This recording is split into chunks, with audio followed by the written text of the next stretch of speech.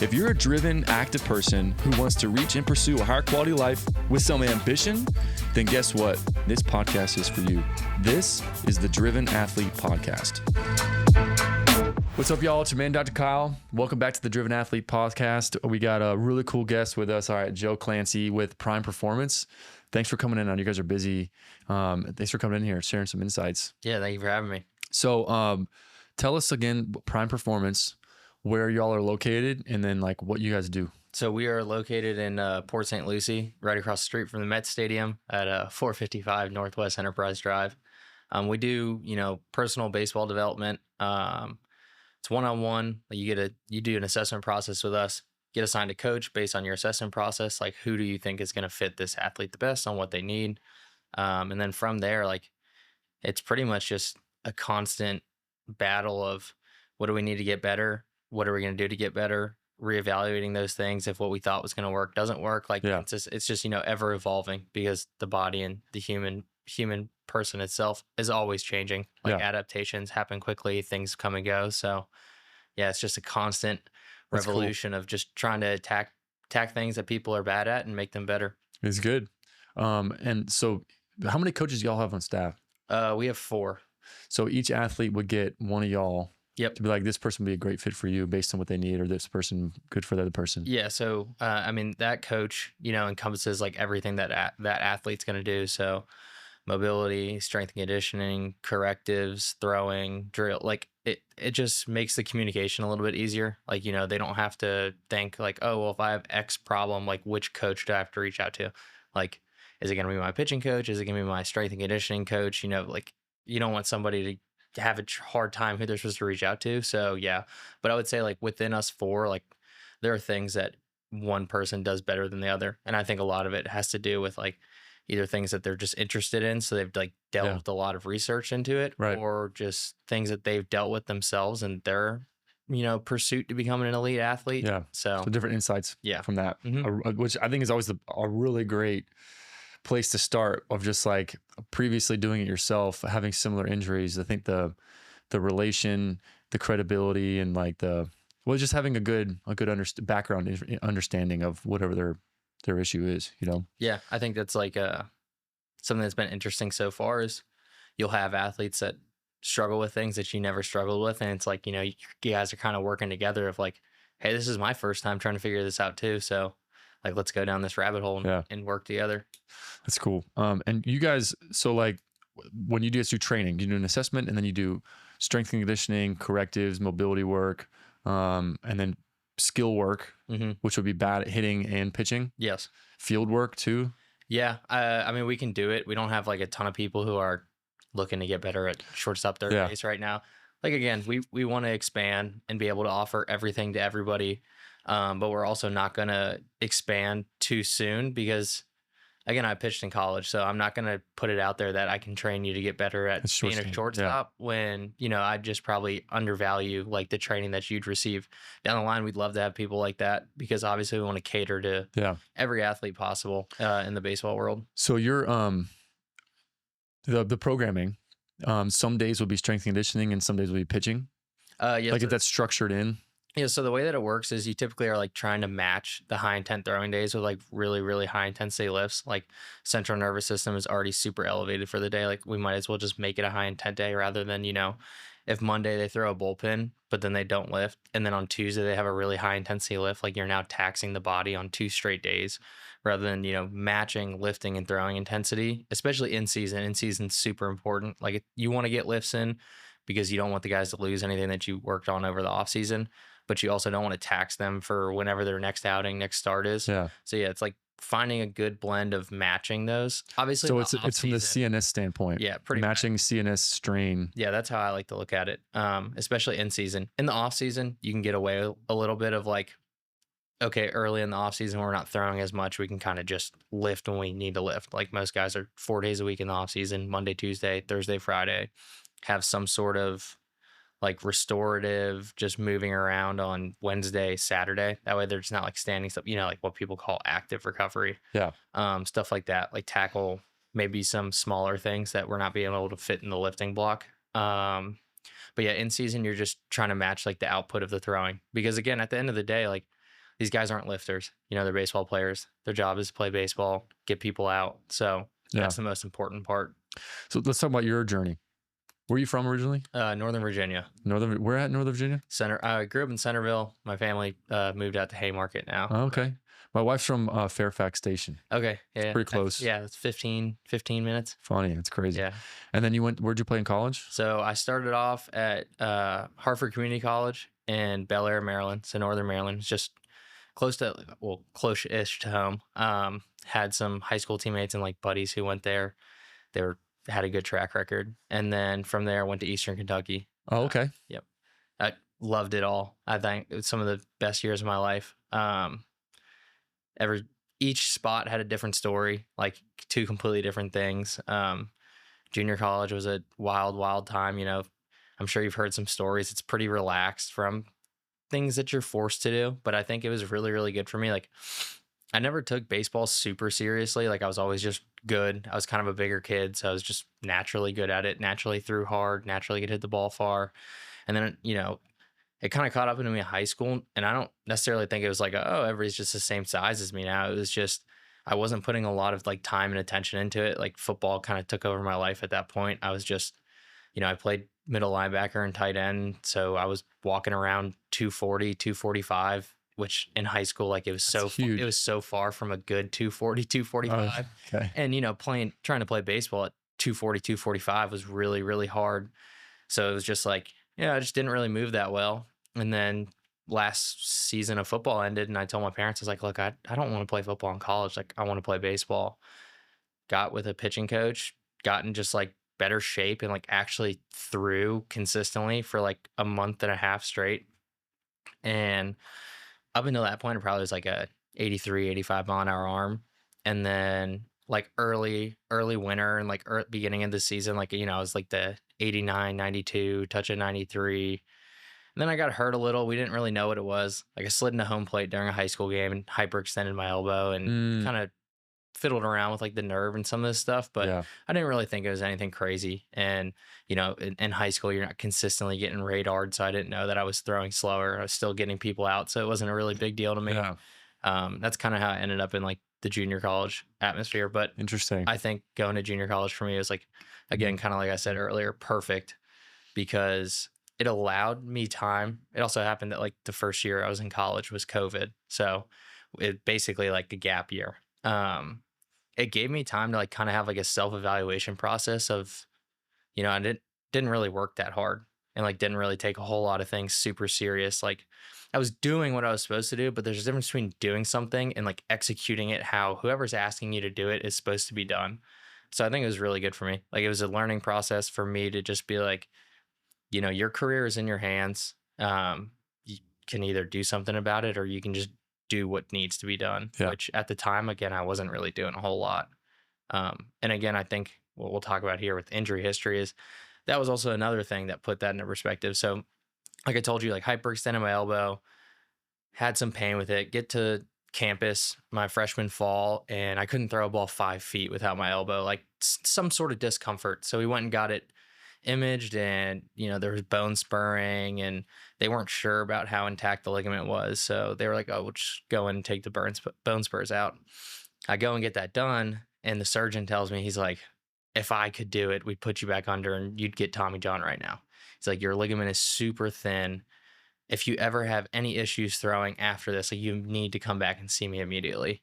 So I'm like doing my return to throw program. Everything's going fine. I'm just throwing the ball. It's nothing super crazy. We get sent home from school. Same thing. I'm just throwing the ball. One day I'm pulling down on my driveway, and it rained the day before, and I slipped, ended up tearing my meniscus in my knee. But it was the, where they just clean it out. Yeah. It was just what was grabbing. So it was, 4 to 6 weeks. It wasn't like really a big setback, but it was something like, gosh, I can't believe I just did that. You just slipped in the driveway. Yeah, just like kind of, it was just wet on the ground, and like my front foot planted and like slid a little and hyperextended as I was like turning over, and just kind of, I remember I woke up the next day and was doing 90-90s, and it felt like somebody was stabbing me in my left knee.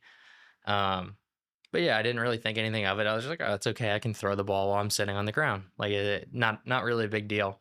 But yeah, came back from that elbow injury, and the fall was fine. playing baseball, and like got off to a really, really good start in the spring, was in a really good position, and then blew out, had to go get TJ. That was probably one of the more interesting, like, Yeah. How much time did it blow out? Like, so what was the I time got, frame? it was like the second or third week into the spring season. Like I had thrown a lot. And again, we say spring, but in Northern Maryland, like it's still freezing cold. I think a lot of it had to do with I threw a lot of innings in a very short period of time for somebody coming off of injury. And there was I was a bullpen guy. So obviously there's very little days in between of rest. It was freezing cold.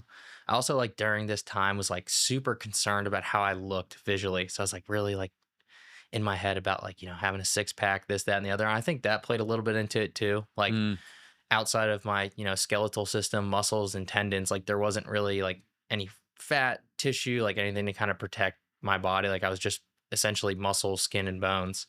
I think that played a huge role. It's something that like I'm a pretty big advocate of. Is like having a good body composition, but not like being too I would guess what you would call as ripped. Like I think there's a benefit for athletes to have a little bit of something around the body. But yeah, so that was the injuries were probably 12, 13 months apart. okay. And then obviously with the knee kind of split right in the middle. So I get TJ. It actually took them a really long time to figure out what it was. I got like my first MRI and they were like, told me that it was fine. And I Mhm. was like, I promise you, like, I'm trying. During this process, they'll make you throw to see if you can recreate the pain. And I was recreating the pain anytime I tried to do anything with my right arm. Like, even if it was turning the keys in my ignition, my elbow would hurt. Mm. Turning on the shower, turning a door handle, like, there would be pain on the medial side. So I do that, go get another MRI, nothing. And then finally, I called my pitching coach back home, and he just happened to train a kid whose dad and uncle are the orthos for the Orioles. So he got me in. He just looked at the MRI. I was like, I kind of believe you. He's like, I don't think we need to do anything else. Like, we're not quite sure what's happening. Like, are you okay if we just cut you open and figure it out when we're in there? And I was absolutely, where do I sign? I know something's wrong. So going into surgery, I didn't know if anything was going to happen, if I was going to get a full repair or partial repair.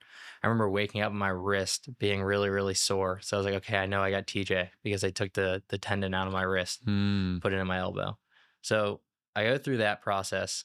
And this, if I had to tell anybody, like, if anybody were to say, is there one thing in your career that you would tell that you did that you want to make sure athletes don't do? And it was the way I went about rehabbing TJ. I was, at this point, my first year in college got canceled. And then my second year, I only pitched, I think it was 10 innings before I blew out. And it was, again, like the first month. So in my mind, I was really, really worried about being able to move on to the next step. Like, how was I going to get to the next school? And so I, for some reason, came up with, and I wish I would have just talked to somebody, but I was 20. I thought I had it all figured out. I thought I needed a full season under my belt, but because it kind of took a little bit to get the imaging and the surgery done, I think the timeline at it was like 8.5 months until the start of our season. And I asked my surgeon, I said, they have built in, well, on your first week of throwing, you're supposed to take 4 days in between all the throwing sessions. And then after that, it's 3 days for 2 weeks. And then it's, you go 2 days of rest in between for the rest of the throwing program. Yeah. And you're supposed to complete every step twice. I asked him, I was like, hey, this is what I want to do. This is my timeline. If I don't have any setbacks, I don't have any pain, I don't have any issues, I'll be completely honest with you. If I do, can I go through it just every other day, one step completed once? And he was like, I don't see why not. So I did. And I didn't really have any issues going through it. Everything went fine. I truly had no setbacks, no road bumps. Like, it didn't take me, all my throwing went fine. Got back to the season. The only thing that was a little off in the beginning was command. But I think that was, again, there was a lot of compensation going on, trying to protect and guard what was going on. But as the season went on, like, my body really, really started to deteriorate. Like, my arm always hurt. The throw looked way different. It felt way different. I was throwing a lot slower. So in the long run, like, it was a terrible thing for me. But we had a good year. It was actually a great year. We went to the Junior College World Series that year. Probably like the most memorable season of sports I'll ever have in my life. Like, just a great group of guys. Had a lot of fun. So go to Eastern Kentucky the following year, and same thing. Like, had a good fall, coming back from winter break, doing really, really good. And then in like a preseason bullpen, I just threw a pitch and completely lost feeling in my arm. Like, it just went, it was like it was zapped. And I was like, oh, this is weird. Mm. I don't know what to do. And didn't really say anything. I like kind of figured it out. Like it would come and go. In the mornings, it was really bad. Like I'd wake up and my arm would be completely dead. Like I'd have no control over it. And like slowly it would start to come back. Had an okay start to the season. I remember I had like a 2 string of outings where it was just really, really bad, which ended up being a good thing for me because I think it was 3 weeks until I pitched again. It kind of gave me 3 weeks to get my feet under myself and be like, okay, what's going on with my arm? What do I need to change so that I can tackle this? And I pitched the rest of the year with it. And throughout the year, like we were going and getting doctor's appointments to get imaging, get things done, kind of figure out what was going on. For a while, like we were really, really afraid it was thoracic outlet syndrome. All it ended up being was, again, leading back to the Tommy John, just not being smart during that rehab process, had built up a ton of scar tissue in like the medial side of my bicep. And it was just completely compressing on the nerve. So then that summer, I had to get the incision completely recut open. They went into my bicep, had to clean out all the scar tissue, had to get my hand cut open too. I think it's called the Guillen's Canal. Had to get that scar tissue removed out of there. You know, they put everything under the muscle. That was probably the hardest one to come back from just because of how much stuff they cut through. Like, Yeah. I think my bicep was bruised for 3-4 months. Like it was just such a deep thing. And then, you know, it was really weird. Like that was the scariest one because they were very open that, hey, like the feeling might not come back. Like you kind of went on this for a long time. Yeah. I remember I went back in for my 2-week and they got the little like essentially fish rod that they're poking your fingers with, and you got to close your eyes and turn away. And it was like the most nervous I'd ever been in my life. Am I going to be able to feel this? Thankfully, everything's fine. You know, my pinky still kind of sits like a little weird, and I kind of hurts to lay on my right side for an extended period of time, but Yeah. Oh, weird. it's working. Crazy. So how did you end your career playing baseball? What happened? Just I finished my last year, and in my mind, it was the worst year. Well, statistically speaking, from an earned run standpoint, it was the worst year I had in my baseball career, but kind of different role. I'd always been like a closer, high leverage guy. And then that year I still threw out of the bullpen, but you know, we were kind of thin on the pitching side. We had an unfortunate string of injuries. So, you know, I had to like pitch a lot more consecutive innings and outings, which I wasn't really used to. And it didn't really fit the way that I pitched very well to like for me to be conducive to just have the same stats. So I thought I was completely done. Like I had taken a job in accounting. I moved back home with my parents. I was going to work in Washington, D.C. And I just thought my baseball career was over. And like I didn't have any, you know, bad feeling about it. Like I gave it everything that I had. Like I did everything I could. I was super, super serious about what I was doing. So like I was okay with moving on, starting life. And then I remember I got a call like on the last day of the draft asking if I wanted to be an unsigned free agent. And I was just super honest with them. I was like, look, I'm going to be honest with you. Like I thought my baseball career was over. I haven't touched a baseball in 2 months. And that was that. They were just like, all right, we appreciate you being honest. They moved on and signed somebody else. Interesting. But yeah, it was a super weird process. But again, I have no hard feelings about it. Like I don't think I ever would have been a big leaguer. So at the end of the day, like I don't feel bad for like taking that opportunity again, because, and I feel confident in saying that because like, I mean, I exhausted every road possible when I was playing. There was no stone left unturned. Like I tried everything. I was super open. I was super serious. So yeah, then, had to go back and get my master's for the job that I was currently working. And I went back to school. Which was accounting, finance? Yep. No, accounting, federal audit. I went. I think if I could think of anything the absolute opposite that I'd want to do, it'd probably be accounting. Yeah. Probably federal accounting. Yeah. Man, something like that would It's been a phenomenal change of pace. It's been awesome. But I went back to get my MBA and get ready to take the CPA. And I was like, you know what? If I got to go back to school, like I might as well go back to where I finished my undergrad and help out with the baseball team. So I went back, graduate assistant, did a lot of player development stuff. And, you know, come early January, again, Ty and I grew up together. He reached out to me about this opportunity, and I was like, once the season's over, I'm there. Let's go. I was super fast to leave, to leave the previous job. Yeah, I bet. I did not like it. So now and then here you are now. Yep. And when was that? Was that last year? Yep. 2 years ago? Yeah, that was last year. Wow. So at this time last year, I would have, you know, been on the road going somewhere for a midweek game. Wow. Yeah. That's crazy. Happens fast. That's but awesome, you know. And now you guys are in a sick facility. Like I tell people, like being legit, like honest, like I think it's the best facility I've ever seen in my life. Like of like training and equipment and like setup and like it's sick. Again, It's a cool place. We are trying to offer the best for everybody because, again, I think at some point in all of our careers, like we wish that we could have maybe just had more. Yeah, So totally. if you got the ability to offer it, and I think something that we stand on is every athlete we have, we want them to have a better and longer career than us. It's very like super similar where it's like from a lens of like rehab, pain and returning people back to play, where it's like we wish I would have had someone like that in my corner as a resource to just get back, like to be able to, what's going on, why, how do I get it better, and then how to prevent it from coming back, and then what's the best case scenario, what best recipe for me to stay like playing on the field or the court, whatever. That's crazy. That's awesome though. Well, here, South Florida, here we are. Cool.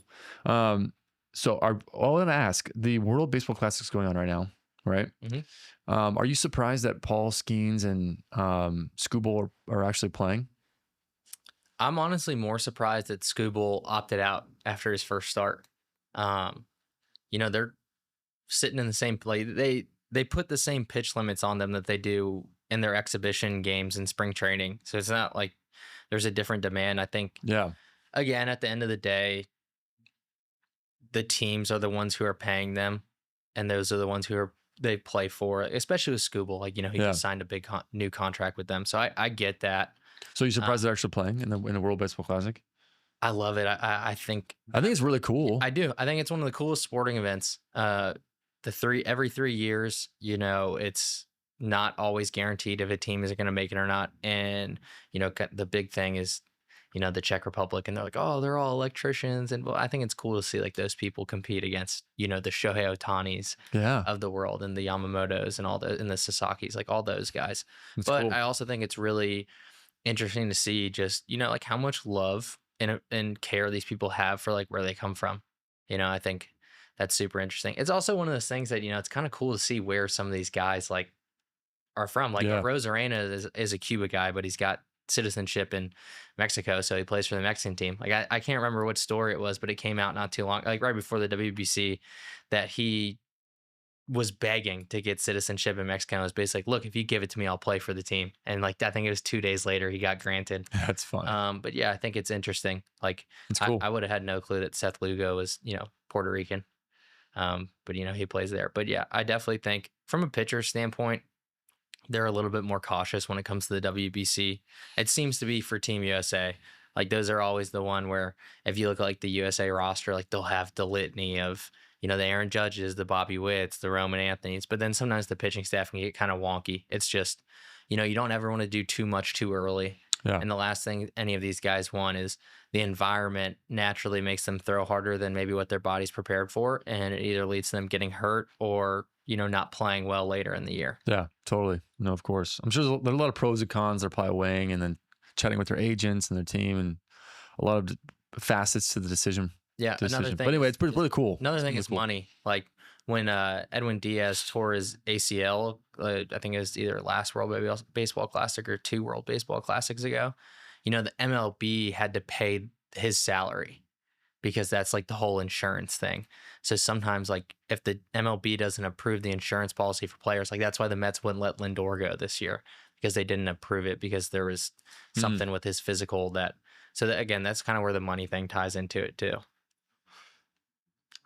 It's interesting. What makes Paul Skeens so good? And Skubal. I think like what separates like really good pitcher, like that's performing really well versus somebody who is in the bigs, but then goes down to AAA, back up again, I think obviously it's consistency. Like everybody can string a good start together or like a good couple outings out of the bullpen, but obviously your elite guys are doing it every time. Now they don't have perfect starts every time, right? But they're all really good at limiting damage. Like they may have a blow up inning, but their blow up inning is 3 runs. And then they're going to back it with 2 or 3 more zeros. So they can get out of trouble. They can get out of trouble, and they just seem so calm and collected. I think the big thing, it's documented with Skeens, is he's so routine based. It seems like he's been doing the same warm up and everything since he got with Wes Johnson when he was at LSU, and like it seems to be like that's his thing, that's his bread and butter. Yeah. So those guys are just uber consistent, like with what they eat, when they wake up, when they show up to the field, when they start their warm up, the sequence that they do things, because it works for them. So they consistently do. I think that's a conversation we have with our athletes a lot. Is you can have a sense of confidence in by being prepared. And if you have a bad outing, then, chalk it up to the game of baseball. Keep working on what we're working on because we know it's the right things. Now, if it consistently happens, like you're consistently, then it's time to make a change. But control the controllables. And if it helps with just confidence and the routine to help establish a confidence and expectations and familiarity. That's my understanding too. Absolutely. Because I don't think, every athlete doesn't have success immediately. So you got to find confidence somewhere. If you haven't had success before, then you can't roll out there and be like, oh, well, I've been good. You can't base it off anything. Yeah, you got to tell yourself like, hey, I did everything I was supposed to do. Yeah. I put in all the work. I'm as prepared as I could be for this situation. Why shouldn't I be confident? I think that's something a lot of kids struggle with. What do you, I was going to say, I think I've always thought if there's like the talent that is there, that like they have the velocity, they have the arsenal of pitches that they can throw well, and then the command, which I was going to ask in a minute on your opinion on that. If they have that stuff, but they're still not like performing at a high level, it's got to be the mental component, the confidence, to be able to stay calm, cool, composed, and with composure, in difficult situations, and then be able to get yourself out of trouble with the confidence. Like it has to be the mental game. Yeah, I think that's what kills baseball players. Like the ones who are able to stay in it for a long time are the ones who can control their mental. I always tell people, and this is how I looked at it, like you have to look at it as a numbers game.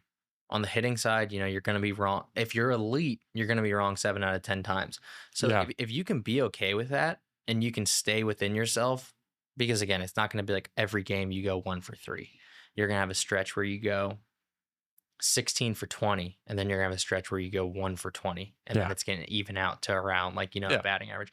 If you can stay calm during the 1 for 20 and stay in a normal state when you're like at a high, those are the guys who are able to do it. And then if you look at the pitching side, like every time I went out there, I was like, if I'm bad, I'm still going to be right 70% of the time. Like if I have a 300 opponent batting average, that would be considered bad for a pitcher. I'm still right 70% of the time. So why shouldn't I feel like I'm going to go succeed? Yeah. So if any time I had a bad outing, I would always tell myself like, hey, this was the 18%. Yeah. Like if my opponent batting average was 180 for the year, but hey, this was the 18%. This was the one. Yeah. Like this was the one I was due for this. Whatever. I'm not going to change. You can't control it anyway at this point. Yeah. I'm not going to change what I was doing before. I'm not going to change what I was doing after. I'm just going to keep chugging along. And I think that's something that helped me a bunch, is I never panicked. That's also say is huge. It's like not getting too high with great times and then not getting too low with low times, which would cause panic, and then just not the right emotional strategies, When I was younger, I would ride the highs, but I would ride the highs in a bad way. Like I would stop doing what I was supposed to do. I'd stop waking up. I would stop waking up when I was supposed to. I'd stop eating when I was supposed to. You know what I mean? Like I'd be like, oh, well, I can't be touched right now. Why should I be worried about the little things? Yeah. So I think that's something that came as I got older. It was just like, don't change. Yeah. Good or bad, just be the same person. Something I heard recently, like within a couple of years ago, and I was like, oh, I wish I would have known this stuff, or this kind of thought. But it was like when you're doing really good, like now's the time to double down on like locking in routine and being dialed in versus like, I'm good, man. I'm chilling. I don't need to work on anything, or I can let things be lax. For elite pitchers like Paul Skeens and Tarek Skubal, what do they need in their arsenal? Like, what's the baseline? What do they need? Because the consistency, you have to be able to perform that consistently for sure. But what do they need in their arsenal? So everybody's different, and the way that I look at pitch design is I think everything should be based around your fastball. Like, what's your natural fastball profile gonna do? Some guys naturally like really carry the ball. Those are your elite ride heaters, the ones that just kind of fight gravity and seem like a rise ball. Yeah, consistently are above the barrel. You're gonna have guys who are like what you would consider a flat fastball, like a 10. When you look at it on the TrackMan, it's like 10 vert, 10 horizontal. Like those are the ones that the hitters come back and like, oh, the ball looks fat. Like, or if he's a guy throwing 100, it's like, oh, well, it doesn't really look that hard, even though he's throwing hard. And then you're gonna have your guys who are like natural sinker guys. So I think the first thing to do is like look at fastball shape, and then what's going to pair off of that. your carry, your ride, your riser heater guys are normally going to tend to throw like a tighter breaking ball, like whether it be a gyro slider or cutter, like something that visually looks more like the heater for longer. And it doesn't have to be a crazy big moving pitch. Like it's something we talk about all the time. Only job is to miss a barrel. The barrel's only 2 5/8 in diameter. So yeah, it's cool to watch the pitches break, 20 inches from right to left or left to right or, straight down. But the bat's not that big. You don't have to miss too much. So again, like they kind of tend to have like a gyro ball. It's harder, sharper, looks like a fastball for longer. Yeah. The hardest thing normally with those guys who carry the fastball well is having good changeups, just because of where their hand is at like ball release. They're typically like behind and a little under it. So it's really hard for them to like kill and kick an axis down to where they can get good depth on the changeup, which is why like a lot of those guys are starting to just add cutters as a third pitch. So it's fastball, cutter, slider, just so they have another offering that's doing something different than the two to kind of keep people off balance. Yeah. Honestly, the guys who kind of have dead four seam fastballs tend to be able to throw like the largest arsenal, because those guys also, if you give them a good sinker grip, they normally can sink it. And then they can throw cutters, they can throw sweepers, they can throw a gyro if they wanted to. They can throw, your traditional curveball, or what we call a death ball, which is like it's along that zero line. From like a horizontal movement standpoint, it's just straight down. It's a little bit different than like that traditional like 12-6. Like it's a little less movement. It's a lot harder. Those guys tend to just have more variability with their arsenal because they're so neutral. And then, your sinker ball guys, those are guys you're going to try to be east-west. So like they're going to have the bigger breaking balls that are moving in the opposite direction. You're normally going to blend something in between, like whether it be a cutter or a slider, like kind of a bridge, something that's moving the same direction as the breaking ball, but it's a little bit harder, a little bit smaller, keep people off pace. I think something that sinker guys sometimes will struggle with is the changeup will be so similar to the sinker, and they'll kind of throw it harder because of like their hands already naturally at that spot. And it'll be a similar trajectory. Yep. So like we had a kid come in who's in college, and he's a sinker slider guy. He just added a cutter, and he's throwing his changeup, and it's basically the same movement profile, and it was only like 4 miles an hour slower than his fastball. And we're like, hey, like what do you have on that? He was like, it doesn't get hit hard, but it seems to always get put in play. And it was like, well, we see like sometimes that's something that the disparity in velocity isn't enough. Yep. What are you looking for? Like 12 miles an hour, 10? Honestly, I'm not so worried about a velocity, more so movement disparity. Like if a guy could throw a fastball at, positive 20 vert, and then he can throw a changeup at 0 and it's only 2 miles an hour slower, like why not? Like that's a 20-inch difference. That's huge. That's plenty. 20-inch vert, you mean like the vertical change? Yeah. So the vertical difference between the two pitches. Like if you look at Johan Duran, he's with the Phillies now. He throws 103 mile an hour sinker, but he also throws a 98 mile an hour changeup. But there's a huge difference in the movement of the pitches. We're like, so why not throw it 98? So would that be like a split finger fastball? Yeah, I think it's gotten, its name as a splinker or a splange, like a split sinker or like a split changeup. Like, a splane. That's what awesome. That's what Skeens, added that has really turned him into who he is. Like he added that splinker, and it's not quite a changeup, but it has more depth than a sinker. But he's able to throw it so hard that it makes the fastball play really well. Like you have to wait to see everything deep, and then he's added the changeup, and he's got, I think his arsenal, he just has so many weapons, and the splinker is elite. There's no telling that, but everything else, if you look at it like grade wise, it's not eye popping, but he's extremely consistent. He throws everything hard, and he goes and competes, and he's in the zone. Yeah. That's funny. The splinker and the splange, that makes sense. And then talk about command. It is the most important thing in baseball. I believe so. Obviously, yeah, if you can put the ball where you want, but it's 82, you might not play for a really long time. But where you're playing, like you're probably getting outs. Like there's a kid in high school probably who throws 82, but fills up the zone, and he's probably has better stats than the kid on his team that might be committed to a D1 school that kind of sprays it and can only land the heater for a strike because everybody's sitting on the fastball. And they're just going to take their walks when they get their walks. Some people go back and forth, like whether it's you just have it or whether it's trainable. I think it's a trainable thing. If you watch guys who typically have bad command, they're just like super lazy in their catch play and they're not really caring about what they're doing. Like they're just mindlessly throwing the ball. You can kind of work with those guys like, hey, just be like a little bit more intentional, because all it is just, the body being able to pick up what it needs to do, where it needs to go. Your body knows that it needs to go towards home plate.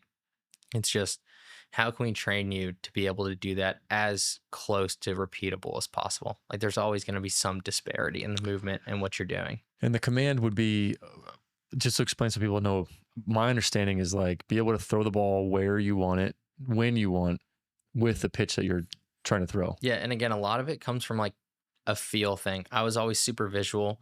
So my first year at EKU, our pitching coach, first day, we have a team meeting and he's like, you guys are all going to throw the ball down the middle. He came from, I think, AA with the Phillies that year. And he was like, we did something with them where it was, we tracked all of our pitchers' average misses. He's like, our two best pitchers in the organization with the two smallest misses are Aaron Nola and Zach Wheeler. Their average miss is 6 inches. He's like, so if their average miss is 6 inches, what do you think yours is? He's like, so if I tell you throw a fastball in the outer third, majority of the time, you're either going to yank it or you're going to throw it right down the middle. Pipe, yeah. He's like, so if I try to make you just throw it down the middle and you throw 1,000 pitches this year, you might throw 10 to 15 down the middle. Yeah. And the other ones will just be well executed pitches. Now that's a little tough on catchers, but it's definitely something that works. But again, I think a lot of it is feel, and it comes from practice. I had an athlete, first start of the year, it was a good start, but he was like, I didn't strike as many people out as I wanted. And I felt like my 2-strike pitches were just like too over the plate. Like they were too good. They were too hittable. And I was like, well, I mean, let's think about it. Like how much have we worked on that off season? Like throwing 2-strike pitches. He was like, not a whole lot. I was like, okay, so next bullpen, like every pitch you throw, think of it as an 0-2 count. And if you want to throw a slider just below the zone and you throw one and it hangs middle, throw another one and try to start it in a different spot. Because now you're going to pick up like, okay, in game, 0-2, I want to throw a slider right below the zone. Well, I know in my bullpen, when I was trying to start it at the catcher's knee, it went exactly where I wanted. So I think that's something people miss is, they know what they want to do, but there's no process to get there. Like I knew if I missed a pitch high, like I would just tell myself like, hey, keep it on the fingers a little bit longer. Like that was my thing. So if I wanted to go low in the zone, I was telling myself, hey, keep the ball on my fingers just a little bit longer. I think those are things that, you play around with in catch play and in bullpens that then help you to have a process to actually execute pitches in game rather than like, oh, my coach wants me to throw a curveball in the dirt here. I'm just going to pick my leg up and try to throw a curveball in the dirt. Like it doesn't work that way, sadly enough. I think something you said there really resonates where it's what I found with coaches, if it's golf coaches, baseball coaches, pitching coaches, whatever. It's just little cues that change a little bit of the physical action where it's like, keep the ball in the fingers a little bit longer, right? It's like, whatever resonates for that particular athlete, or the person that you work with, I think the key is having a coach that can have that like awareness and thought of like, this might not click with them. What would click? Because what I'm trying to get you to do is do this. Yep. What if you did this instead? Get the ball on your fingertips a little bit longer, right? Or whatever. That's huge. I think that's the craziest part is, again, like something will work for a guy and you'll go try it with your next athlete and it's just like total miss. That's not what we wanted. Yeah. So again, it's a lot of playing around, and then it's also. But anyway, I love doing that stuff. It's like what clicks with you? What vocabulary and just little saying clicks with you or resonates? Sometimes you can just play around. Like again, I think the mind and subconscious mind has a lot to do with it. Like, I have a kid right now who his whole life he's never struggled like performance, throwing strikes, XYZ, and he's had a rough start to the year. So like we just started working a couple weeks ago. And I was like, hey, when you're missing, like, where are you missing? He was like, I'm high and arm side. He's like, I keep hitting righties, XYZ. And he's standing on the first base side of the mound. So what would be like closer to left-handed batter's box. Yeah. And I was like, why don't we bump you over to the third base side? And he's like, well, why are you moving me closer to where I'm missing? I was like, your body's naturally going to self-align that if you're already going that way and missing that way, it's not going to 1-2. Also, like, you're going to come set and look at the mound and see that there's a slope falling off, and your body's going to be like, well, can't go that way. So it's going to start to work you the direction that we need to go to. I think sometimes you can kind of like pigeonhole guys into. Well, how do you respond to that? It was great. It was great. He was supposed to start today, but he got sick. So Oh, I was dang it. I was really looking forward to seeing Yeah. if it was going to work in game. I love those moments too, where they like do whatever they're trying to do, and Yeah. they're like, that worked. Mhm. And just like that moment, you know, they look at us like, I told you, Yeah. let's go. Yeah, you know, it's the hot topic in baseball development now. You know, they call them constraints. I think people kind of have like a misunderstanding and misuse of them. Like they look at them as like a training tool. Like, oh well, you know, like let's just only throw from our knees today. And the way that I look at it is like you have to get them to buy into the reason why we're doing this is because you are practicing a movement pattern right now that is not good for you, and we need to find one for you that is going to generate the results that we want, and this is how we have to do it. And until you get them to fully buy in, they're never going to create any changes because failure is what creates changes. Like if they're, oh well, I'll throw on my knees a couple throws and I'll just get up and play catch how I want to, then nothing's going to change. A guy that a podcast that I watch talked about it, and I'll probably butcher the name, but it was a hockey player. So I'm not even trying to say the name. It was a hockey player, but he grew up with only one stick. And so he had to learn how to protect his stick. That's way different than just having somebody who has 30 hockey sticks and saying, hey, protect your stick. Because he knows at the end of the day that if he doesn't and it breaks, he can go get one of his 30 sticks compared to the guy who has no other option. So you try to put them into the environment that is going to produce the change that you want where they have no other option. Yeah. I think the thing that people, they look at them and they're just like, oh, we'll try this like a couple times and then we'll move on. Yeah. Like, they don't really buy into it. It's like this is the true solution to the movement that we're trying to fix. Yeah. Yeah. Yeah. They're not really, they're just not bought in. Mm-hmm. They just, yeah. Do you have that a lot with, so, I mean, I imagine the guy that got the results pretty quickly, he was like, well, I bought in right away. Yeah, I think it's probably one of the more frustrating things is to an extent, and I'm sure you deal with the exact same thing in the PT realm of you can do all that you want. Like you could put together the greatest program of all time, but if when the person's not here, they're not doing it. Or again, like we kind of talked about earlier, there's a difference between like checking boxes on what you're supposed to do for the day and like really being intentful with what you're being asked to do. And, you know, sometimes like every athlete isn't the same. So not every athlete's, you know, there are some athletes. And again, I think it kind of caters a lot to what they think they need. Like a kid might be able to touch his, you know, fingers to the ground and be like, okay, so that means I'm mobile, but they might be like a 2x4 up top, but in their mind they don't think that matters. So they're not being super attentive to like the mobility and correctives you're asking them to do. So they miss some stuff like that. Yeah. You know, it's pretty apparent sometimes, but Yeah.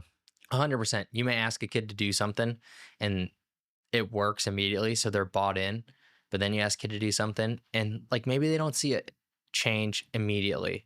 So then you like really have to harp and hone in like, hey, this is the right thing. Like I promise you this is the right thing, but you have to keep doing it. And again, sometimes it's hard, but I've been there and I'm sure you've been there where somebody asks you to do something and it may not feel right. It may not look right. And it may not immediately do what you want it to. So then you kind of have to have like this internal battle of like, well, should I do it? Yeah, just an eye roll comes with it, you know, for the teenagers for sure. Or somebody who thinks they're really good, you know, that's the worst.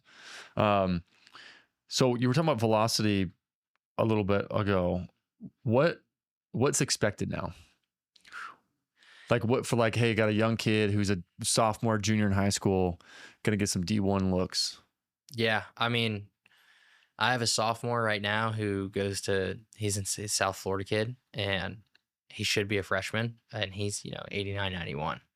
So that's becoming more and more apparent. Again, I still think if you throw 90 miles an hour, like you can go play Division I baseball, you just are probably going to have to be able to do something else too.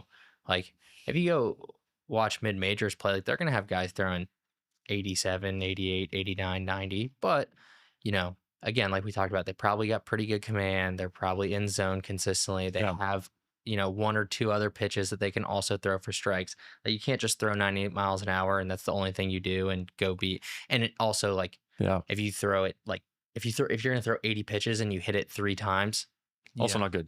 Completely different. Yeah. So yeah, I still think you can go where most guys want to go at 90 miles an hour. You're just going to have to offer something else. And what would that be? All the other stuff, the splinker, the splains. Yeah, having one or two quality pitches that you can throw for strikes, and again, throwing strikes. Also like they want you to be a good teammate. They want you to be a good Yeah, a student. good culture. They want you to be a good person, because that does mean a lot. Yeah. Some people, they overlook it, but you want to have good guys in the locker room. Yeah, totally. All right, so 90 gets you some looks. What would be like raising some eyebrows? Like, this guy's got some stuff for velocity. I think if you're consistently 3+, like if you're consistently 93+, and this also is like looking at, if you were to take an average release height, like if you're from like the average slot, like a 3/4, low 3/4, 3+. Now, if you're throwing from down here, you can obviously throw a little bit slower because it's a completely different look. So there's some variable to that. Everybody likes to talk about like, oh, well, if you're a lefty, you can throw slower. Well, it's because there's not as many lefties, and every organization needs lefties to face lefties. So that's why they get a little bit more opportunity. So think about like Randy Johnson then, who threw like upper 90s from in the again, 90s, like that slot at like a low angle. That slot. I mean, there's a reason why he was punching out 300 people like every single year for 5 years straight. He was super far ahead of his time. This is actually a debate we have all the time of, what players could still play, and, oh, well, did they really throw this hard? Blah, blah, blah. Again, I think they were just... Who's in the mix of that, the questioning of that conversation? Everybody always wants to talk about, well, did Nolan Ryan really throw as hard as Nolan Ryan thinks he did?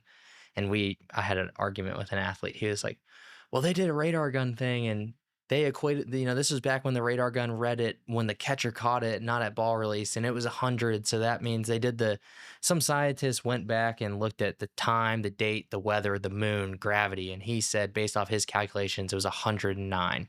Come on. And I told him, I was like, Nolan Ryan, 109 miles an hour? I was like, I just want to let you know that there's a reason why all, majority of world record holders are current athletes, because that's evolution. I was like, so if Nolan Ryan threw 109, somebody would have thrown 110. Nobody has yet. Do I think he probably touched 100 a couple times in his career? Absolutely. Like, the guy threw hard. He's probably consistently 95, 98. But in that argument, I was like, so you're going to trust the radar technology back then? Like, all the things that we've evolved into now, you're going to confirm that radar, like, we get misreads on our radar guns now. So it's like, you're going to tell me that one was perfect. Yeah. But yeah, I 100% think he could. Randy Johnson 100% could. Pedro Martinez, Roger Clemens. Those guys could definitely still pitch in the big leagues today. What Greg Maddux? I don't know. I really don't. If you go watch a lot of Greg, because the easiest comparison for Greg Maddux is Kyle Hendricks. Like, they're both guys who are, upper 80s, low 90s. And Kyle Hendricks has elite command, just like Greg Maddux. And he also had a lot of really, really good years. As he's gotten older, it's kind of fizzled out. He's getting hit more. So yeah, there's part of me that goes back and forth on Greg Maddux. The only reason why I'm a little like maybe not is because if you go watch some of his stuff, like the strike calls he gets are unbelievable. It's just like the umpire behind the plate is like, oh my gosh, Greg Maddux is pitching, and he's just back there calling everything a strike.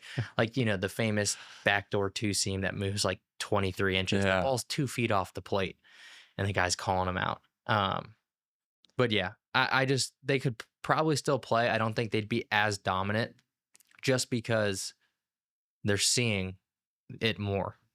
Like, they're seeing 100 more. They're seeing 95+ more. They're seeing gross breaking balls and really good changeups and all this stuff. It's consistently seen more. I think that's why people strike out more. It's not because, oh, they're just only trying to hit home runs or strike out. It's like, no, the guys who are pitching are doing unbelievable things. Everything is thrown so hard, everything moves so much that it's kind of almost getting cornered into one or two outcomes are possible because of how hard it is to do it. So yeah, I don't think it's that the hitters are worse and that they're only trying to hit home runs. I just think pitching right now is so elite that it's hard to not strike out. Well, it's crazy to think about, like, well, where does that go from there? Like, imagine 10 years from now. Because guys are training more specifically. And we said, like, evolution, I totally agree. I feel like it's the technology, the studying, the information that's available, the technology, nutrition, training modalities, and programming, stuff like that. Things we've learned to amplify and create a higher ceiling of the human potential. So I think the hitting side starts to catch up a little, not like to where it's going to be like the juice ball era, but we should bring that back. we don't have to get started on that. There's no reason why Barry Bonds shouldn't be in the Hall of Fame. He never got He never failed a drug test, all of that. It's all allegations. And they were asking guys to take steroids back then because they wanted people to watch baseball. You still have to hit it. You still have to hit the ball. You still have to hit the ball. There are plenty of people who've gotten popped for PEDs since then that aren't Barry Bonds, like they're to the level of player of Barry Bonds. But I do think hitting catches up at some point, maybe not like a ridiculous clip. But again, like you said, the technology is starting to come into it. Like I think it's this company called Traject. They're making now it's like a $250,000 pitching machine, something crazy. But it's this big LED panel screen, and you can load players in and throw the exact pitches they throw. And not only are you throwing the exact pitches they throw, like you're timing it up with their delivery. You're watching the delivery. So again, the reason why I think like, you know, Clemens and all those guys might have be less dominant now is it's more common. So now these guys, these hitters are just going to be able to see what they're facing more. Like the more reps you have at something, the better you are. Yeah, get more familiar with it. Totally. People who aren't in the NL who don't face Paul Skeens a lot, like when he goes and faces an AL team, they might only see him once or twice a year. So they're going to struggle because they never see him. Yeah. Now, there's the NL teams who have a little bit more success because, you know, they're playing him more often. So they see him more often. Like that just makes sense. So I think those type of pitching machines and like training tools that are allowing hitters to take direct data, like this is literally what this pitcher's pitch is doing. And I can just get 100, 200, 300, not even swings, just like visual reps. They'll catch up a little bit. But I'm sure somebody will come out with something on the pitching side. That's just, you know. And the pitching machine will match the RPM, everything, the arm angle. It is the exact same thing. Like the slot, like auto moves, and that again, the pitcher will pop up on the screen. They'll be there. They'll go through the delivery. The arm will swing, and then boop, the ball will pop out, and it'll move. Same RPM, same horizontal movement, same vertical movement. That's really cool. Same release height, same release angle. Everything will be the same. That's really. I think the only thing that I think they're not going to be able to tackle is extension.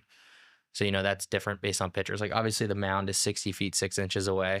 Oh, like if they're arm reach. But some guys release the ball, you know, 3 inches closer to the plate than other guys. I think that's the only thing they're not going to be able to tackle is extension. Just because I've never seen the machine in person. I've just seen videos of it. I'm not sure if it moves forward at all. I think that's going to be the only thing that might be different. Interesting. Who's your favorite player? Paul Skeens. All time, Barry Bonds. I'm a Pirates fan. So... Again, so Paul Skeens, Pirates. Anytime somebody says anything about Barry Bonds and steroids, I'm like, he was a 40-40 guy with the Pirates when he was a skinny little kid. You know what I mean? It's true. So Barry Bonds is your favorite. Yeah. Who's number 2? Of all time? Like who's up there? Mike Trout. I loved watching Mike Trout play. I think without injury, like Mike Trout would probably be looked at as, you know, a top 5, maybe even top 3 baseball player of all time. Of all time. I don't disagree with you. He's just such an elite guy, did everything so well. What about Ohtani? Do you think injuries? Who would you put in the top 5 baseball best players to ever live? Ever lived? Again, somebody who is a little bit older that watches this probably gonna be mad at me, but Barry Bonds. I think you have to put Randy Johnson in there. No pitcher has ever done what he did. Again, even though we kind of, you know, he played a little bit into the 2000s, so I'll give it to him. Barry Bonds, Randy Johnson. This is in no specific order other than Bonds 1. Like he's undoubtedly the best baseball player ever. Barry Bonds, Randy Johnson. I put Mike Trout in there. I think you have to put Shohei in there. There are people out there who disagree with it because, you know, he hasn't been like super healthy and consistent as a pitcher, but even just as a hitter, it's extremely impressive.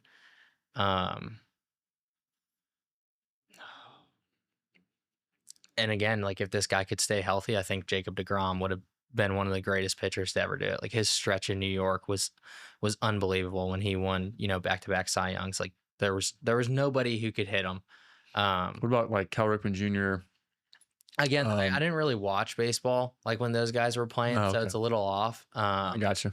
But yeah, I think, you know, great baseball player. Again, Bryce Harper. You know, iffy. He's good, but best of all time? No, he's not in the top 5. There are other people that are doing it. Soto? He's a great baseball player. I don't know if, again, I kind of go back and forth on him. Like, there's no defense. Now, again, somebody's going to be like, oh, well, Barry Bonds was a glorified DH. Okay, well, he's the greatest hitter to ever grace planet Earth. So that's completely different. I don't think Juan Soto is Barry Bonds. Judge?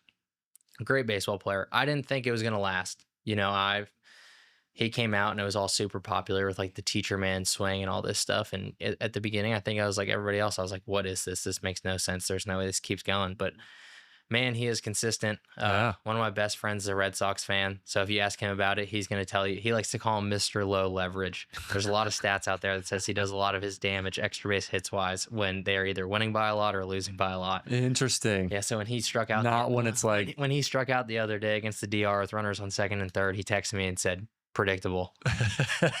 The guy gets a base hit in the first inning when the first two guys get out, but when there's runners in scoring position, he strikes out. Interesting. Yeah. Okay. Again, I think somebody said it about the NBA, and they were talking about when they made that top 75 list. And some reporter came out and was like, this list is terrible. If we're being honest with ourselves and remove, like, you know, looking at the old guys as like holy grails, 50 of the top 75 NBA players are probably playing today. I think that's the same way with baseball. And you can't, it's just the evolutionary fact of it. And, I'm sure if all those guys had the same things that we had, yeah, they'd be great too. They'd be playing at the level that the guys are playing today. So that's an interesting conversation. Let's say that they did. Then that'd be a great conversation to have. Crazy, completely different story. Yeah. Because back then they didn't have all this stuff. So it was just like, feel. There's a wing in it. And it was also, I think what it has created is you have guys who naturally aren't as good. They now have an ability to play for a very, very long time. Like back then when they didn't have all this stuff and knew it was going on and technology and just like, again, like a lot of what we do is remote. They didn't really have an ability to just get a remote coach. Yeah, they had no resources. So, they were just kind of on their own. So it was like, looking if you were big before games, if you were good, you were good. And if you weren't, you weren't. It's funny you said it. Daryl Strawberry came and talked to my college baseball team my first year about, how much he's changed as a human being. It was actually very inspirational, but like he talked about those guys were doing Lord knows what in the locker room and everything in between innings. And they were still great, which is cool. Unbelievably good athletes. But again, I think that's kind of the crazy part is all the information that's available now is allowing people who aren't as good as the guy who's just naturally really good to get better than them, because now all the things that they aren't doing are catching up to them because people are allowed to do something about it. Yeah. I think it's great. Yeah. It gives opportunities available. Because those people are also super appreciative of like where they are and what they're doing. So last question. If somebody wants to improve their velocity, what do they do? What are the factors? I think there's a lot. Strength, ability to move. So I guess you could call that mobility. I don't really like calling it mobility. I like to think of it as like a capacity thing. Like you can be mobile through ranges, but if you don't have the capacity to move through that range and the task that you're trying to complete, then it's kind of useless mobility. So it'd be like strength through the movement. Yeah. I love, like the strength through length. Strength through length, I think applies a bunch to baseball, especially throwing. Having strength through length, training hard, and just doing it consistently. I think a lot of people get upset when they don't completely change their life in 3 months.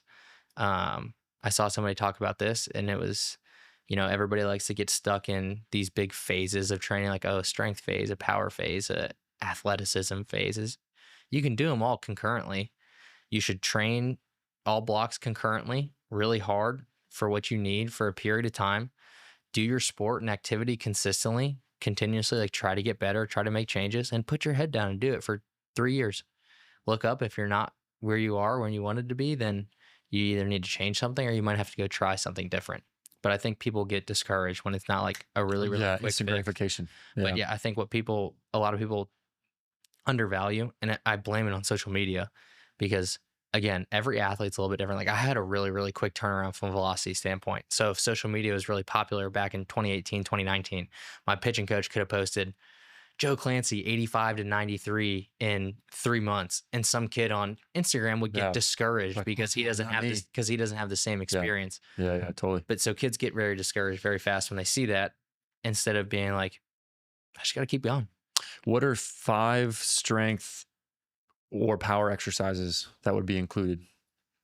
For me, it's going to be some sort of like slow eccentric low box squat. Like be able to control the pelvis and lower body through like a full range motion. I like my pitchers to bench. There's a lot of power and output that needs to be produced through the upper half. Again, as long as Flat bench, dumbbell, or incline. But I like to change the variation consistently. I think they should be training the chest through consistent variation of ranges and strength. Again, tempo, whatever they're trying to accomplish. As long as they're doing everything else to keep themselves open, they're fine. Right. Some sort of low box squat, bench. I do a ton of some like controlled seated dumbbell external rotation, like working on the posterior cuff, the teres minor, everything like that. RDLs. I think single leg, obviously stability is a really, really big thing. And then any sort of jumping. I love, box jumps, depth drops, repeated broad jumps, repeated hide ins, depth so drop. the explosion. Yep. And just like ability to control and produce force, I think is obviously super important. Like there's a lot of collision that goes on while pitching. Like you're colliding into the ground with your front foot. It's transferring up. Well, one thing I've always thought, pitching it's a power movement. It's rapid, it's quick, it's a quick explosion. It's not like a long duration. So like training is not like, I've always been a disagreeer of like I would disagree with the poles, like running poles. Yeah. Why? It's like, it's a long distance. If someone's just trying to build a base of fitness capacity and they're just like slow and sluggish, then like, okay, just for fitness base. But training, it's like, it's a power thing. So we do like plyos, box jumps, sprints, single leg bounds, stuff like that. From the fitness aspect, I was given to this when I was an athlete. I love making guys do like 5 minutes of barefoot pogos. Like get some cardiovascular stuff. Because again, a little bit has to be cardiovascular. You're right. It's like one output, super explosive. And now with the pitch clock, you get 15 to 20 seconds. So you gotta be ready to go again in 15 to 20 seconds. Yeah. I love the pogos. Like it teaches guys how to use ground contact. Again, a lot of it, I believe, starts at the feet from pitching. Like if you don't have a stable foot, it's gonna be really hard for you to do what you need to do. And it lights guys up. They love it. I always put in the thing like accumulate 5 minutes, and the goal is always like, hey, when are we gonna get to the point where you can just rip 5 minutes straight? Wow, I love it. And again, you have to have some sort of cardio base. Yeah. And all right, last one would be core. Like what core exercises for improving your velo? I think people need to move a little bit away from like the anti-rotation stuff, because again, there's a ton of rotating that goes on in baseball. So it's, get some things that are going to rotate. But again, there is a control aspect of it. Like I like to have guys, seated, and they'll like pinch a foam roller in between their legs so we can really isolate the core, so we're not like getting any kind of like hip movement. And it'll be like a really, really aggressive chop, and then we'll control it back. Aggressive. It's like a cable rotation. Yeah. So, but I think there needs to be, again, most people just want to do pal off presses and like dead bugs and planks. We do a lot of pale off stuff. Yeah. But because they're in pain. Yeah. I'm like, dude, if you want to get a six pack or you want to rip out some aggressive rotational torque and strength, you got to do rotation exercises, or also like V-ups and crunches. I don't hate those as long as you're like, you're not in pain. But like if you're in pain, then we're going to do like anti-extension, anti-rotation stuff. I do a lot of core stuff that involves like lower deep ab kind of into the hip flexor area. Like, I call them GHR reverse planks. Okay. Where, the feet are up on the GHR instead of like facing down, and you get to where like your butt's just hanging off, and you go in there and hold it. And it requires so much from like the deep core and hip flexor, which is super important in throwing, because that's, it's holding us in that posterior tilt as we move down. Because if we can't hold that, then we're slowly going to dump into anterior, and like we're going to lose a lot of the power. So I really, really like, like hanging leg raises too. Again, we're stretching out the upper body. Yeah, this is like, as long as you're doing other things to keep other things balanced. Yes. And while you're balancing, I'm really, really big on variability. Like I think it's hard to look at and be like, you should only work on this, because we don't want them to lose other aspects that they're already really good at. So, it's kind of like having like a ever evolving wheel. If we're just doing a lot of things, bringing them in, bringing them out, consistently that are challenging you, and that way we don't lose any qualities. So we got cable rotation, like a wall sit cable rotation, or a sitting cable rotation. Chop. Hanging leg raises, and then GHR reverse crunch, or like a hang off crunch. Also like if you don't have a GHR, doing hollow body holds. I think hollow body holds are also pretty good. But then again, I look at the core as it's the same as I look at training the chest, the back, the legs. Do a bunch of different stuff. I want it to be rotational. I want it to be aggressive, but like we talked about, I also want there to be some anti-extension, like holding flexion for a long period of time. I think variability is one of the best things that you can have. I think especially when we're looking at an athlete sense, because I want them to be strong. I want them to be mobile, and like I want them to be in good health. But at the end of the day, I just need them to be good at throwing a baseball. Yeah. So I don't need them to be really good at benching. I don't need them to be really good at doing pull-ups. I need them to be good at throwing a baseball. Are there things that we're doing in the weight room that'll help them do that? Yeah, absolutely. But sometimes you got to figure out ways to like shift their focus. Like, hey man, the weight room is just helping us be better at baseball. This isn't the most important thing. I want your bench to go up. I want you to be able to tell your buddies that you bench 225. Yeah. But some guys get like pigeonholed and like, this is the only thing that matters. I love that because how many people, I played football in college and volleyball. There's plenty of people that they looked like Arnold Schwarzenegger, like they looked like athletes. They looked like pro players, but they sucked. They were weight room heroes. Yeah. But they didn't play. I'm like, dude, like you got to get strong. Totally. But anyway, that's what I like about sports is versus like, I mean, fitness competitions, they have their place and there's great. And I love the community and stuff involved with that. But what I like about sports is like you do the weight room stuff so that you can get better at your sport, but it's just going to elevate your performance. That then you have to perform. You have to actually hit the ball. You have to throw the ball. You have to have your command on point. But like the fitness stuff and the strength and conditioning stuff is going to make you a better athlete versus like that is the sport, you know? Like, I love it. It's awesome. Again, I think it gives, you look at soccer, the greatest soccer player of all time is what, 5'8"? Yeah. And they're fit. Yeah. But they're not they're not like benching 500 pounds. They can run for forever. Yeah. And they can sprint when they need to, when they're tired. Yeah. I think, again, it's completely different. That's all. I think that might be the only thing that like I don't really like about basketball is if you're not 6'3". There's a barrier. Yeah. You have to There's a barrier of entry for basketball. There's no barrier of entry in baseball. You know, there are short guys who are like, look at Jose Altuve. Mike Trout. He was, how tall is he? He's a big fella. Is he, how tall is he? He's probably like 6'1". Oh, he's a big dude. But like, Altuve is like 5'10". Yeah, I think he's shorter than that. He's a small guy. And then if you look at like the pitching side, Billy Wagner was 5'10", 5'11", and left-handed guy that threw mid to upper 90s. So again, I always have an appreciation for sports where it's if you're just good, then you can play. Yeah. So awesome. Well, thanks for coming in. Absolutely. What's the best way people can reach out? They can go to our website. It's goprimeperformance.com, or our Instagram. It's also goprimeperformance.com. You know, all of our contact information, location stuff is on there. So if y'all have anybody that is looking for like baseball specific training, one-on-one and purposeful, reach out to them. They're up in, like I said, Port St. Lucie. And we've had some exchanges of clientele and stuff too. Like they see like high level guys and very driven individuals, but then also people that just want to get better, you know? Yep. But yeah, don't hesitate to reach out to them. And if you have any questions for us, comments, questions, concerns, or conflicting opinions, don't ever hesitate to reach out. If you're battling any pain too, we can at least chat on the phone and see what you have going on and maybe what direction to point you in. And we'll catch y'all next time.